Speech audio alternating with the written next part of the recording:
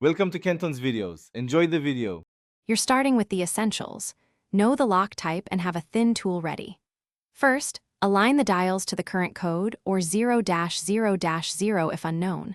Feel for subtle clicks as you rotate each wheel because the correct number often gives a slight resistance.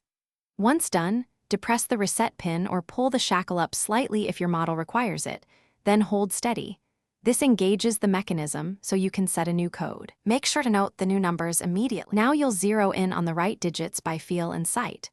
With the shackle depressed, slowly rotate each wheel. When a wheel drops into place, you'll feel or hear a tiny click. That's the true digit.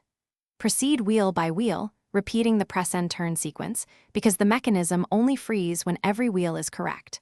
Once all three are identified, set them to your chosen new code. If you must brute force, log attempts to avoid repeating combinations unnecessarily. Finish by programming and verifying the new code.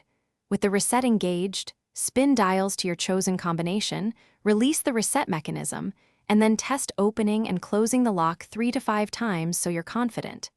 If the lock jams, apply a small amount of graphite powder to the tumblers rather than oil because oil attracts grit.